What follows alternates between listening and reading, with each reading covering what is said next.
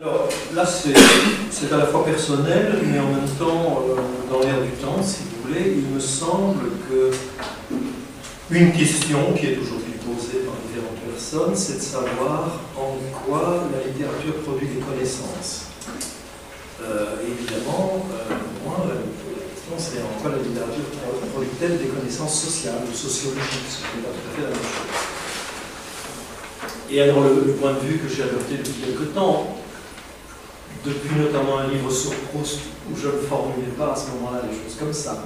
Je l'ai écrit un peu à l'inspiration, et c'est après que je me suis dit, au fond, c'était ça la question. Et la question, c'est donc, en quoi la littérature, mais puisque je m'intéresse au roman, la fiction, en tant que fiction, je refais la distinction que j'ai faite tout à l'heure entre Balzac, délivre-t-elle un savoir qui n'est pas celui de la science correspondante, mais qui peut servir à celle-ci.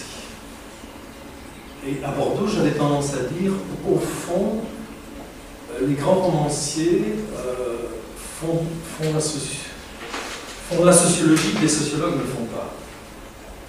Alors c'est vrai que c'est pas tout à fait comme ça, c'est un peu plus compliqué, comme toujours. Mais enfin, c'est une façon de voir les choses. Et ça, c'est une chose que je reconnaissais efficacement dans ce texte sur l'éducation sentimentale. Il s'émerveillait, et c'est sympathique, de voir que les romanciers réussissaient à dire de façon très économique des choses que les sociologues disaient laborieusement dans d'énormes traités à la suite de très longues enquêtes, etc. Voilà. Donc lui-même sociologue rendait des armes en quelque sorte. Eh bien, ça c'est vraiment le point qui m'intéresse, savoir un peu comment. Et je vois que quelqu'un que j'aime beaucoup, qui est Pierre Bayard, qui est un psychanalyste et un critique qui s'inspire de la psychanalyse, a des positions assez parentes, qui est de dire en quoi la littérature moderne dit-elle des choses qui intéressent la psychanalyse, mais que la psychanalyse ne dit pas. Et qui ne vont peut-être jamais servir, mais qui n'en sont pas moins intéressantes et qui servent beaucoup, en tout cas aux lecteurs qui lisent ces livres, ces fictions-là. J'ajoute que c'est pas du tout simple, que c'est des affaires très compliquées, parce que, je veux dire, dans les mots... Enfin, pour dire les difficultés, c'est celle-ci, j'ai essayé de développer ça avec Joe, c'est que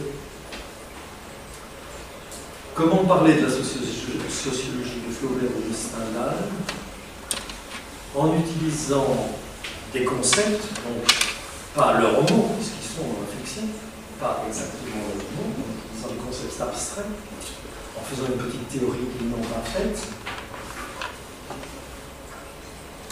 mais en n'empruntant pas ça à la théorie des sociologues.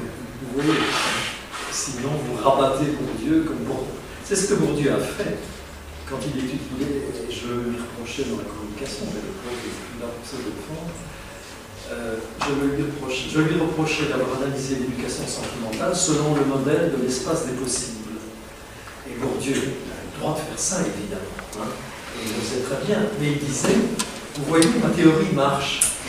Flaubert l'a dit. Hein, c'est un peu candide quand même, mais c'est impeccablement différent. Ma théorie marche. Alors moi moi qui n'ai pas de théorie, j'essaie de sortir de ça et de voir comment, même parfois très petitement, par exemple, j'avais été enchanté quand je travaillais sur Proust par le fait qu'il explique très longuement, mais là il explique quand même, hein, chez Proust, fiction et essai sont tout le temps mélangés. Mais il fait voir, à partir de l'exemple d'Albertine et de ses amis, que dans la classe bourgeoise à cette époque-là, les mères lèguent des expressions toutes faites à leurs filles à l'âge de la puberté. Et ils donnent 10 ou 20 exemples, des formules toutes faites que les filles n'employaient pas, parce que c'était des enfants, et puis elles vont se mettre à parler comme maman, et employer des formules très bourgeoises, comme ça.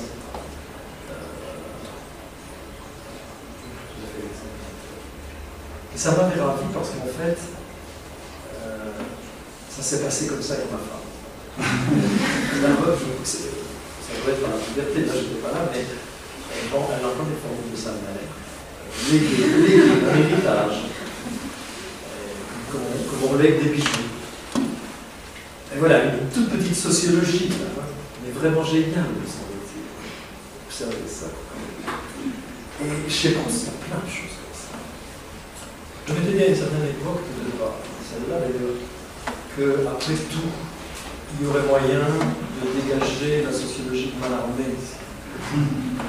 Mais il faut se lever tôt. Et solliciter un peu les textes quand même. Mais bon, il y a toujours, si peu que ce soit, des rapports sociaux, des façons de se tenir, des façons de se comporter, des formes de domination qui sont très indirectement évoquées. Allez, la prochaine fois, je vous proposerai une sociologie évidente. Mais en tout cas, ce que ça permet de voir, c'est que je pars de l'hypothèse, dans ce cas-là, et actuellement aussi à propos de Stendhal, que dans les romans, il se passe quelque chose. C'est aussi une chose que disait déjà Machoret. Il faut relire ça pour une théorie de la production littéraire. Dans les romans, il y a des œuvres qui bougent, mais c'est propre au roman. Le roman part sur des bases idéologiques telles valeurs, des choses comme ça. Et chemin faisant, il y a éventuellement une bifurcation, un basculement, que la fiction est plus forte que l'auteur de la fiction.